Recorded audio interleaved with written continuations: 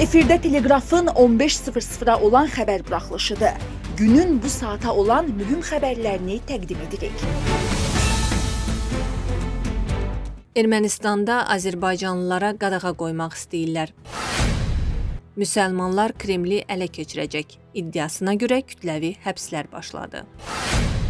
Paşinyan açıqladı. Gəncə, Sumqayıt, Yevlax, Qarabağ, Naxçıvan. İran 300 milyard dollar itirdi. Qarabağ məsələsi bir dəfəlik bağlanıb, bir daha açılmayacaq. Bunu Ermənistan baş naziri Nikol Paşinyan deyib. Qarabağ mövzusu bağlanıb. Bu davam etməyəcək. Qarabağa qayıdış mövzusu olmayacaq.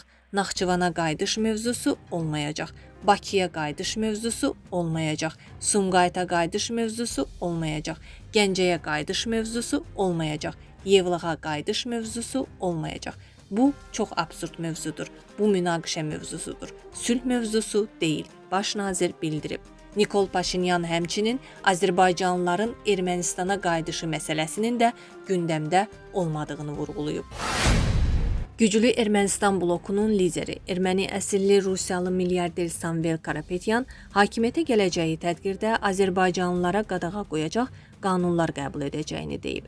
Karapetyan 300 min Azərbaycanlının Ermənistana qayıtmasını təhlükə hesab edir. Söhbət öz yurdundan deportasiya edilmiş qərbi Azərbaycanlılardan gedir. Soydaşlarımızın evlərinə qayıdışı Azərbaycan-Ermənistan sülh prosesinin tərkib hissəsidir və gələcəkdə qayıdış məsələsi dinc şəkildə baş tuta bilər. Karapetyanın təmsil olunduğu revanşistlər isə buna qarşı çıxırlar. O, Azərbaycanlıların Ermənistanda daşınmaz əmlak və torpaq sahəsi almaq istədiklərini iddia edir. Hərçənd bu qeyri-realdır.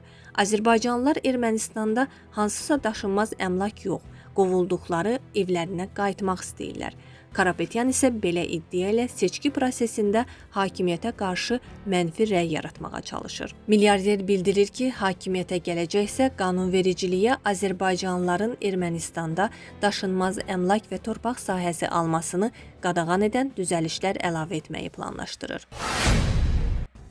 Rusiyada müsəlman ruhanilərinin kütləvi həbsi ilə bağlı məlumatlar yayılır. Mordoviya müftisi Rail Asayinov və Kareliyanın keçmiş müftisi Vasim Əlibardvilinin həbsləri rəsmi olaraq təsdiqlənib. Asayinova qarşı Mordoviya Dövlət Universitetinin İslam İqtisadiyyatı və Maliyyəsi üzrə magistr proqramının direktoruna rüşvət vermək ittihamı irəli sürülüb. Bardvil isə 15 mayda Şeremetiyeva hava limanında polisə tabe olmamaq ittihamı ilə 15 sutka müddətinə həbs olunub.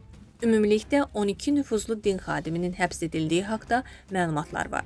Həbs olunan din xadimlərinin xarici qurumlar və Rusiyada terrorçu təşkilat kimi tanınan Müsəlman Qardaşları Təşkilatı ilə əlaqələri araşdırılır. Din xadimlərinin həbsinin Çeçenistanın mühacirətdə olan keçmiş baş nazirinin müavini Ruslan Kutayevin çıxışından sonra baş verməsi diqqət çəkir.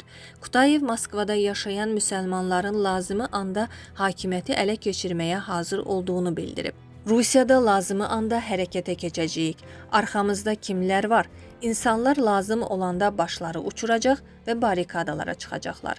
Bizə uyğun bir hökumət quracağıq, deyə o qeyd edib.